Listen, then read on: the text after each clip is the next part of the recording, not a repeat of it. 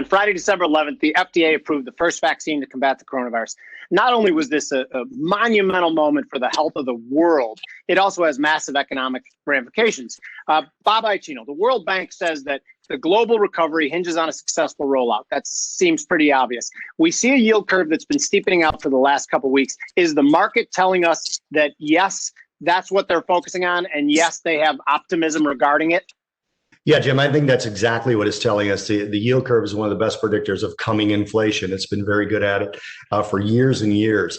And what we see now is sort of a two-headed monster between stimulus and the vaccine rollout, both being positive for the global economy. Christine Lagarde recently said in a speech that she is sticking with the ECB prediction of 3.9% growth for the coming year, even though you have countries like Spain, Germany, and Portugal looking at or already in new lockdowns. So when you talk about those two things from the U.S. perspective, I think if you're looking at stimulus and a successful vaccine rollout, then the yield curve is right about the potential bump up for inflation. 3.1 million people vaccinated in this country in a month's time, so 1% of the population. GDP is projected to grow by 4%. Do you think when economists were giving those projections, that was hinged on a little bit of a quicker rollout of the vaccine? And is history telling us anything about coming out of a period like this, or is this unprecedented? In terms of history, it's really hard. You'd have to go back 100 years to the Spanish influenza, 1919 and 1920, to see anything comparable. So we're kind of in uncharted waters here. But when you look at the degree of savings that people have accumulated in the last year, there's a lot of pent-up demand. And you add to that the enormous amounts of stimulus that have already been approved and may be coming in coming months. And I think that the 4% estimate for GDP growth this year is starting to look a little bit on the conservative side. Bob Iacino, when you look at the consumer, and whether it be restaurant traffic or whatever you're looking at, are you looking at data points that indicate to you now that the consumer is starting to come alive again? Obviously, it's 2/3 of our domestic economy. And what is that telling you going forward? Well, I really like to look at the University of Michigan consumer sentiment because I think the sentiment drives the spending.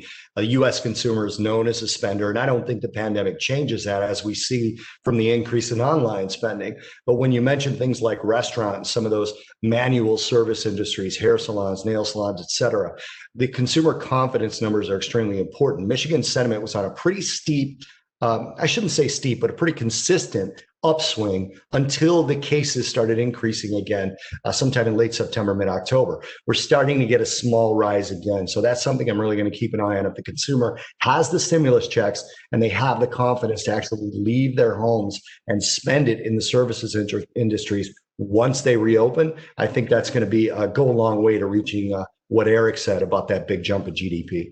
So, Eric, when you look at the vaccine distribution, globally, it's obviously not been distributed evenly or equally. For strictly an economic standpoint, only economics, is it more important for the global economy to get kickstarted again by getting the developed economies vaccinated first and getting them back online? Or would it be better if it was more even and kickstarted things like global air traffic and things like that? Well, I think you kind of have to go one country and one economy at a time. And I think China is sort of the great example here. China is an enormous economy, almost the size of the U.S. It's reopened domestically, and it has sent natural resource prices much higher, particularly industrial metals like copper and aluminum. That shows you what one economy by itself can do. And if you were to add to that places like the United States, Western Europe, Canada, and Japan, you could get another big boost as well. And certainly opening the rest of the world would be great as well. But do what you can and to do what you can quickly. You mentioned those commodities all going through the roof, and I've seen the same thing too. Is all of that based on demand, or are there some inflationary concerns too? So there's certainly inflationary concerns when you look at gold and silver. I don't think people are storing copper as an inflation head. I think that copper's increase in price is really very much demand driven. A little bit of it could be supplies. There were some mining shutdowns. You have to take that into account. So the inventories might be a bit low, but it's very much demand driven. There's no doubt that the memory of this pandemic is going to linger for years to come. The biggest and most difficult question that we are trying to answer is, can the consumer and corporate America return to anything that resembles normal?